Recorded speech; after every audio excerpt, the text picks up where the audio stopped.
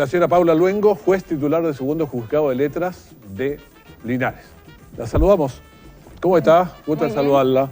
Bienvenida a la televisión de Linares. Gracias. Siempre por ahí en el estrado, me imagino. Siempre detrás del estrado. Es otra cosa ahí. Es otra cosa. Ahí, momentos preocupantes para los que están ahí al frente, ¿sí? Sí, pero yo trato un poco de que la relación que se da en el juicio sea un poco más amena, no tan parca.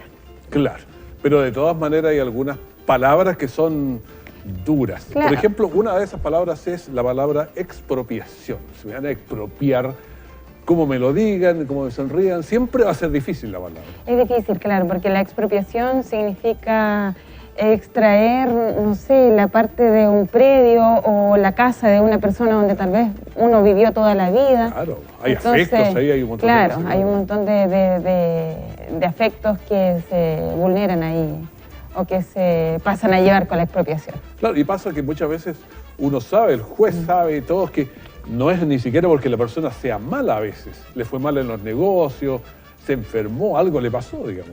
No, claro que no. La expropiación, bueno, todas las personas, todos los seres humanos tienen una serie de derechos fundamentales que están reconocidos en nuestra Carta Fundamental.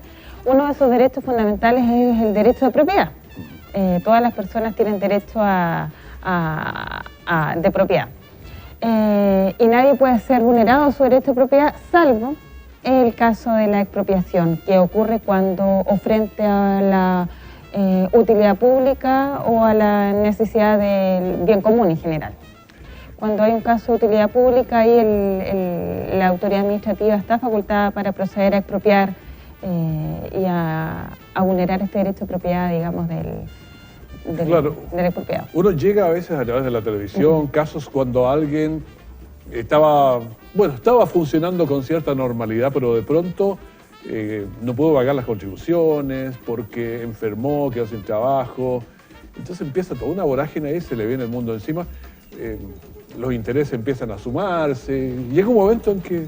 Pero eso cuando el contribuyente, o en este caso el dueño del inmueble, no paga las contribuciones, es otro procedimiento. Pero también finalmente llega la expropiación, ¿o no? No, porque... ¿Quiénes llegan a la expropiación? Lo que pasa es que el tema que usted me está tocando, el no pago de las contribuciones, es un tema aparte.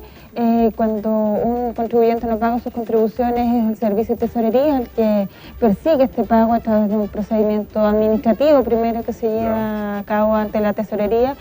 Y en ese procedimiento administrativo siempre el contribuyente tiene la posibilidad de pagar las contribuciones. Claro. Entonces, bueno, si en definitiva no paga las contribuciones y se le van juntando, se le van juntando, se le van juntando, llega un momento en que el Servicio de Tesorería ya finalmente remata el inmueble que está sujeto a esta deuda de contribuciones. Pero eso es una cosa diferente, porque la expropiación acontece cuando el Estado tiene la necesidad, por ejemplo, de construir una calle o de ampliar una calle muy angosta, como lo que está ocurriendo actualmente en la calle Presidente Ibáñez. Y ocurrió con anterioridad en la calle Maipú. Y va a seguir ocurriendo, y me imagino que hay muchas de esas. Hay muchas de esas. Y no tan solo aquí, por supuesto que en todo Chile existe esta necesidad de, no sé, de ensanchar una calle. En la carretera puede venir el camino del Linares-Colbún, ahí. Claro, ahí cuando la expropiación ocurre respecto a una calle principal, por ejemplo, una carretera, el MOP es la entidad expropiante, ahí ese asunto lo conoce un tribunal en Talca, por ejemplo, si ocurriese en la carretera de la zona. Pero en el caso que nos convoca ahora, que es el caso de la avenida Presidente Ibáñez, está la entidad expropiante, que es el Servio. El Servio es el que procede a esta expropiación. Todo esto se hace a través de un decreto administrativo donde se enumera y se indica claramente cuáles son los lotes que hay que expropiar, que sean necesarios para el ensanchamiento de la calle, en definitiva para concretar el proyecto sobre el cual se está trabajando. Bueno, hay temas que son bastante difíciles. Yo he asistido a eso por temas de prensa, especialmente en la misma calle Presidente Ibáñez, donde dice, sí, pero yo he vivido toda mi vida ahí. Ahí vivió mi abuelito, ahí vivió mi papá, ahí viví yo, y están viviendo mis hijos, ahí viví mis nietos, y sigue. Claro, entonces tiene un valor mucho más alto. Exacto. De una cosa sentimental. ¿Cómo lo hacen con eso? Bueno, ocurre que cuando se expropia ya sea la totalidad de una casa, imaginemos que es una casa donde vive una familia normal, se expropia la totalidad de la casa, ahí el serbio en este caso o la entidad que está expropiando se constituye una comisión de peritos.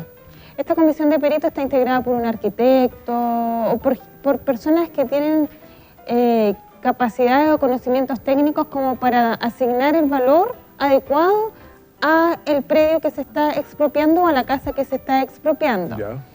Esta comisión de peritos fija una determinada cantidad de dinero como indemnización. Y esa indemnización es considerada como una indemnización provisoria porque el expropiado siempre tiene la posibilidad de reclamar de este monto. Esa cantidad de dinero que la comisión de peritos fija en definitiva, que se considera una indemnización provisoria, se consigna en un tribunal. En este caso, en el juzgado, en Linares tenemos dos juzgados civiles. Está el primer juzgado civil y el segundo juzgado donde yo soy la jueza. Mi colega del primero tiene aproximadamente 100 ingresos de estas causas a raíz de la expropiación de la avenida Presidente Ibáñez, y en el tribunal que yo presido también existe más o menos una similar cantidad, como 100 más o menos ingresos. Ahí entonces el serbio consigna la cantidad de dinero que se ha fijado como indemnización provisoria, y luego los expropiados, los propietarios de la casa expropiada, del predio expropiado, con el apoyo de un abogado, un profesional letrado, concurren al tribunal a pedir el giro de cheque para que definitivamente se le haga pago de esta cantidad de dinero. Pero en estas expropiaciones habitualmente hay gente que está muy de acuerdo y que entregan su casa y todo por el bien común, dicen. Exacto. Y los otros dicen, sí, pero es que aquí vivía yo y la tierra de mis abuelitos. Entonces, claro, para algunos es más fácil entregarle, para otros no. Yo creo que en general para todos es difícil. ¿Sí? Para todos es difícil. Porque claro, como usted bien dice, en esa casa hay muchos recuerdos, ahí nacieron mis hijos, ahí estuvo mi mamá que falleció, no sé, en fin, una serie de cosas. Pero en definitiva la indemnización que se fija es una indemnización para el daño patrimonial efectivamente causado. Para el daño efectivamente causado. Y en definitiva esto se traduce como en el pago del valor del predio, del valor de la casa expropiada. Eso es. ¿Ese pago es de una o se lo pagan de a poquito? No, ¿Cómo le llegan el cheque? La indemnización provisoria se consigna en un solo acto en el tribunal a través de un depósito en la cuenta corriente del tribunal, y luego de eso, cuando el expropiado acredita en el tribunal que es el propietario del predio que fue expropiado, luego el tribunal, previa revisión de los antecedentes, por supuesto, porque son dineros que no son de uno, entonces hay que revisar que esté todo al día, que no haya algún tercero, por ejemplo, que se viera afectado, que después vaya a decir este predio era mío, qué sé yo. Así que una vez que el juez analiza todos esos antecedentes y está todo ok, ahí se procede al giro de cheque. Y es en un solo acto, se ordena el giro de cheque, una vez que ha sido pedido por el abogado, que representa a los expropiados, y el tribunal gira el cheque. Y se entrega el cheque al abogado o a la parte que lo ha pedido. Claro, cuando uno lo mira en general parece relativamente fácil, pero cuando va al caso a caso, como les toca a ustedes, debe ser difícil. ¿Qué pasa cuando alguien tiene, 700 metros de sitio y le van a expropiar 500?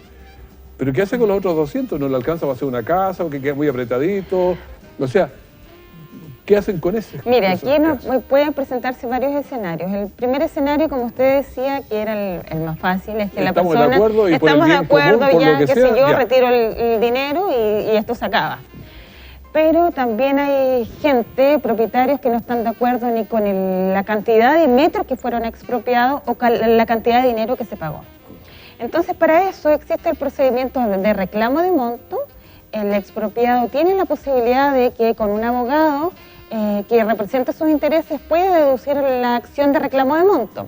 Y ahí en esa acción el expropiado debe indicar más o menos en detalle de qué se trata su propiedad, cuál era el uso, el destino que tenía esta propiedad, por ejemplo, si tenía un negocio, qué funcionaba ahí, y cuánto le pagaron por metro cuadrado por esta indemnización provisional, y cuánto es lo que él considera que es el valor adecuado para su predio, pero cuánto es el valor comercial en realidad, porque muchas veces los abogados como que se disparan un poco las peticiones, pero en definitiva lo que uno tiene que analizar es el valor comercial de eso.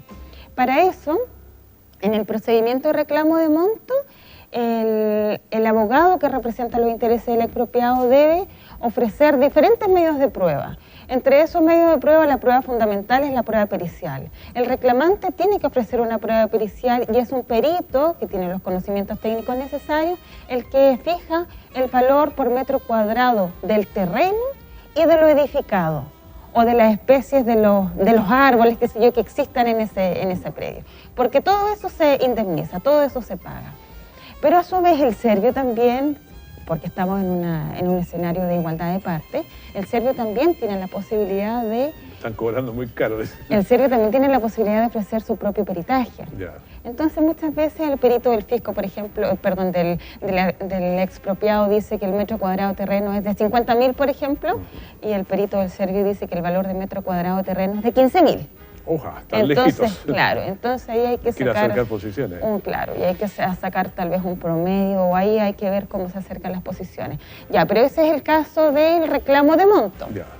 Y en definitiva es el juez el que fija cuánto es el valor de metro cuadrado por el terreno o en definitiva de lo expropiado. Y me quedó ese del que tiene la casa y que le dejaron el pedacito. Voy enseguida para allá, dame un segundo. Bueno, solo para terminar este tema del reclamo de monto, obviamente una de las dos partes no va a estar conforme con el fallo que el juez va a dictar, ¿cierto? Entonces la parte que no está de acuerdo tiene la posibilidad de interponer un recurso de apelación y sería la Corte de Apelaciones quien en definitiva fije la cantidad, el valor del metro cuadrado, ya sea que confirme el fallo que yo he dictado, dejando firme el valor que yo asigné, o bien modificando, fijando otro valor que ellos estimen que es el adecuado en conformidad a las pruebas rendidas en el proceso. Eso es el reclamo de monto. Y el otro escenario que usted me presenta, que es, por ejemplo, si yo tenía un sitio de 700 metros y me expropiaron 500 y resulta que los 200 no alcanzo a hacer nada, está al final, o me dejaron tal vez la cocina y un dormitorio ahí y el resto de la casa se voló. Ahí hay también otro procedimiento, también está contenido en el mismo decreto ley 2186, es un procedimiento que se llama reclamo de acto. Reclamo de acto. Reclamo de acto. Nombre raro. Es un reclamo de acto. Bueno, por lo menos así lo identifican los abogados bien, claro, cuando presentan la demanda. El reclamo de acto acontece cuando el resto de predio que quedó no sirve para explotarlo, ni para vivir. En definitiva, es como que quedó ahí como una cosa perdida que no sirve de mucho. En ese caso, el expropiado puede ejercer también este derecho, este reclamo de acto, también a través de su abogado. Y en definitiva, si con las pruebas rendidas en el proceso se determina que en realidad esa porción de terreno le sirve para poco o nada y se acoge la demanda, entonces la entidad expropiante debiese expropiar todo el predio. Depende de lo que ha pedido el expropiado. Claro. El expropiado puede pedir que se expropie la totalidad del predio o que se expropie alguna otra parte que no ha sido expropiada. Ya, ahí está más claro el asunto. Ahí está, eso más o menos es el escenario que tienen los expropiados. Y ahora, lo que yo quería explicar un poquito, el procedimiento de giro de cheque. Cuando los expropiados solicitan al tribunal el giro de cheque, tienen que acreditar dos cosas principalmente. Lo primero es que sean los propietarios del expropiado. Ya. Eso es una cosa. Por ejemplo, si el predio expropiado está a nombre de, no sé, Juanito, ocurre que, y Juanito, imaginémonos que Juanito falleció. Cosa que ocurre mucho, digamos. Y claro, y existen 4 herederos de Juanito y uno de ellos falleció y tiene 5 herederos más. Ahí se arma un desorden más o menos. Bueno, pero en definitiva todos los herederos tienen que estar de acuerdo, todos los herederos tienen que concurrir al tribunal a través de su apoderado para que el tribunal gire el cheque. Porque si hay uno que no está de acuerdo, el tribunal no está facultado para efectuar una partición y efectuar un pago parcial. Así que todos tienen que estar de acuerdo. No, y poner de acuerdo cuando hay plata de por medio, 5 o 6 personas, no creo que sea cosa fácil. No es cosa fácil, pero ahí está la labor de los abogados que tienen que explicarle bien a sus clientes cuáles son las consecuencias de no ponerse de acuerdo, digamos. Claro, y lo otro, sigue quedando ahí. Y claro, sigue quedando la plata ahí en el tribunal y en definitiva yo creo que obviamente es mucho más útil que esté en las cuentas de los propios expropiados, ¿cierto? Sí, claro. Ya, y lo otro que hay que acreditar antes del giro de cheque es que el predio expropiado no tenga deuda de contribuciones. Si tiene deuda de contribuciones, el tribunal no está facultado para girar el cheque. una vez que Hay que arreglar todo ese tipo de cosas. Claro, hay que arreglar todo ese tipo de cosas. Interesante todo este procedimiento. Y ahora tenemos entonces aquí en Linares, que bueno, la avenida Presidente Ibáñez está y es larga esa. ¿Eh? Sí, es larga. Así que tiene muchísimos temas. ¿Cómo va eso? ¿Está avanzando, no?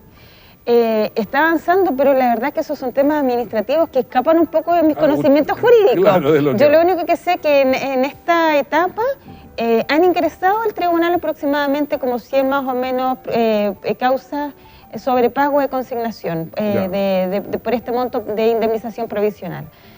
A diferencia de lo que ocurrió con la calle Maipú, que ese procedimiento administrativo, o sea, ese procedimiento judicialmente ya está como terminando, porque ya se efectuaron los pagos, las platas ya fueron giradas, la mayoría de ellas a los expropiados, y ahora ya los tribunales están, ya sea el primer juzgado o el segundo donde yo trabajo, estamos dictando ya las sentencias, acogiendo o rechazando los reclamos de monto que en su oportunidad se presentaron.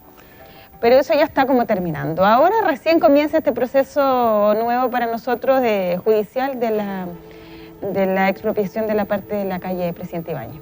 De la avenida Presidente Ibáñez. A la comunidad y nosotros como medio de comunicación nos llegan solamente los más emblemáticos habitualmente. La Casa Verde que estaba por allá.